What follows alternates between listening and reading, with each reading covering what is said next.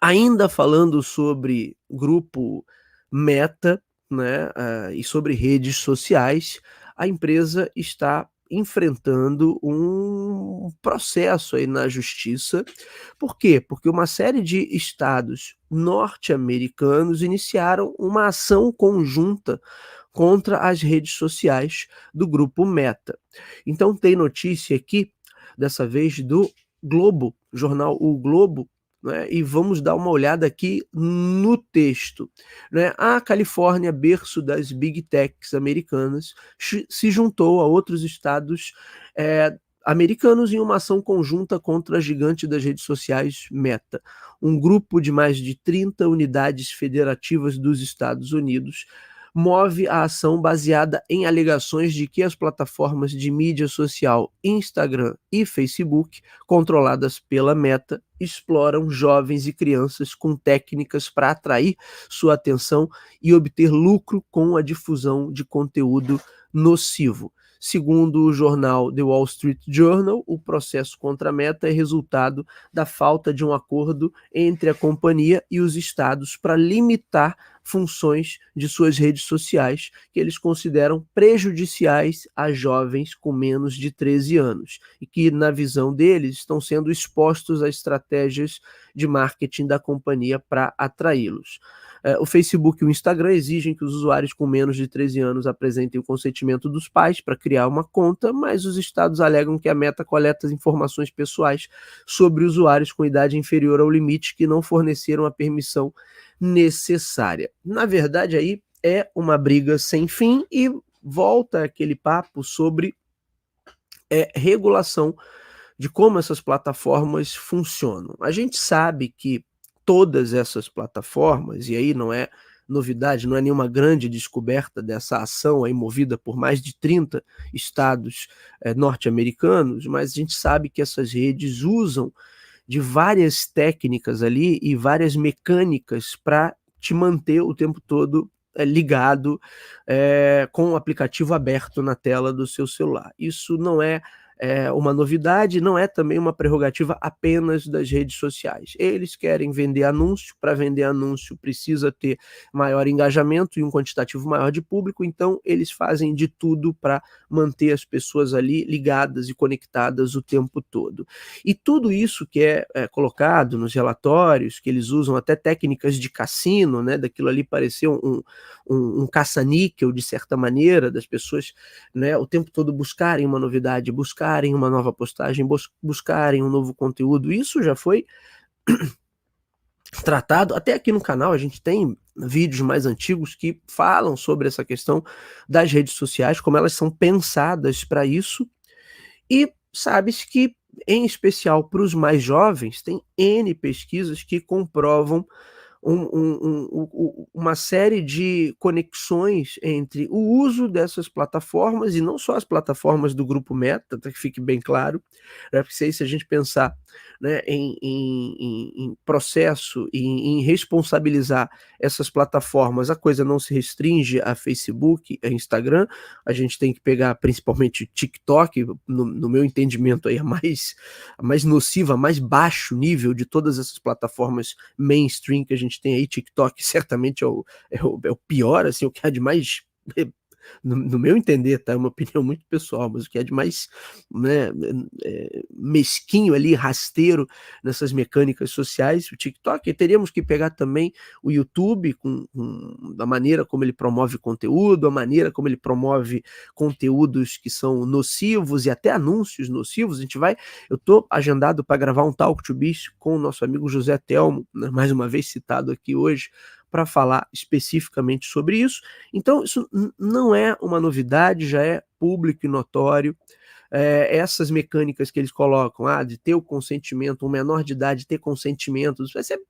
óbvio que é facilmente burlado. Então, eu dou aula aí em colégio, principalmente qualquer garotada aí, toda essa garotada tem conta nessas plataformas todinhas, e os pais não conseguem fiscalizar, e não têm o menor controle sobre isso, e nem querem ter, na maioria das vezes. Então, assim, isso é coisa para inglês ver, né? Não é nada que seja efetivo. O que a gente vai precisar ter é que essas plataformas, que são hoje grandes grupos de mídia, eles vão precisar ser regulados, como a TV sempre foi regulada, como o rádio, outros veículos e grupos de mídia sempre foram regulados, porque na verdade,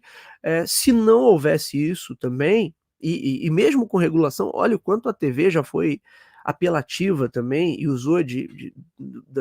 das práticas mais baixas e mais sujas para manter a audiência ali conectada. Então não é diferente do que outros grupos de mídia já fizeram. A diferença é que as redes sociais elas têm um ciclo ali, um feed interminável, né, então a TV, mesmo que apele, ela tem só as 24 horas ali do dia para montar a sua programação e estruturar o conteúdo que vai ser exibido. Então, hã, embora isso tenha sido um pouco até quebrado com a questão dos canais de TV por assinatura, porque você passa a ter canais específicos só para criança, só para não sei o quê, só para notícia, só para esporte, né, na prática você ainda tem uma limitação ali muito grande. E nas redes sociais isso meio que se perde, porque ali você está falando de um fluxo contínuo ali de abastecimento de novos conteúdos, de novas informações, então a coisa é muito mais massacrante nesse sentido. Mas aí é mais uma gigante norte-americana que está enfrentando problemas na justiça. A gente falou aqui há algumas semanas atrás sobre o processo contra o Google, o processo antitrust que o Estado norte-americano está movendo contra o Google, acusando ele de práticas anticompetitivas em relação ao mercado de buscas, e agora a Meta enfrentando essa ação pública em relação a esse impacto para o público infantil. Não é a primeira vez que isso está acontecendo, então na Europa, em especial, com a nova legislação que passou lá sobre responsabilização e regulamentação dessas plataformas, a Meta, não tem muito tempo, recebeu uma multa bilionária também, então assim, esse cerco está apertando e na verdade ele tem que apertar, e essas companhias vão ter que encontrar maneiras de filtrar melhor todo esse conteúdo e a maneira que as mecânicas que eles usam para manter a galera engajada, porque aí a coisa, como não tem regulação nenhuma, é óbvio que a coisa tem passado um pouco do limite. Por outro lado, né, me parece surpresa, até o colunista do New York Times brincou com isso no podcast Hard Fork, que eu recomendo que vocês escutem também. O pessoal, agora que descobriu que os aplicativos usam dessas técnicas para tentar, quer dizer, isso não é uma novidade, isso já está aí há pelo menos uma década, né, e já tem alguns anos, pelo menos uns 5 ou 6 anos, que isso é bastante comentado, em especial sobre o impacto psicológico que essas redes são capazes de gerar, né? Então a explosão de doenças psicológicas que a gente tem hoje, em especial entre os jovens, é fruto também desse uso abusivo aí de redes sociais e de plataformas digitais de maneira geral. Então, um surto de ansiedade, surto de depressão, fora outras questões ali que a gente não vai entrar nesse mérito aqui, até porque também não é minha área, mas a gente sabe que muitos desses problemas relacionados à saúde mental de crianças e adolescentes está diretamente conectado ao consumo que se faz, o consumo indiscriminado que se faz dessas plataformas. E aí uma falta também de um olhar mais crítico sobre elas, né, de entender como elas funcionam e entender como é que você está sendo usado ali quando você utiliza essas plataformas. Acho que algo para a gente acompanhar, é importante, porque certamente o que derivar dessa discussão, o que ficar decidido a partir dessa discussão, vai nortear muito das políticas que outros países e outros estados, enfim, outras regiões vão,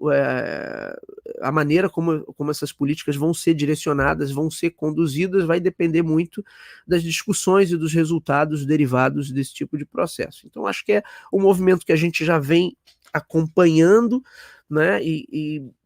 faz parte até, né, como eu próprio já comentei aqui, faz parte do processo de maturação também de qualquer mercado, que ele começa a ser mais regulado, portanto, É óbvio que as big techs vão chiar, vão dizer que é um absurdo, né, mas na prática estão ganhando muito dinheiro e faz parte do negócio que existe algum tipo de regulação ali e de controle, principalmente quando os impactos gerados podem ser nocivos para os menores de idade e em especial para as crianças que representam um público mais vulnerável. Você vai dizer: "Ah, mas os adultos também não são vulneráveis?" É claro, tem uma opção de adulto aí muito idiota que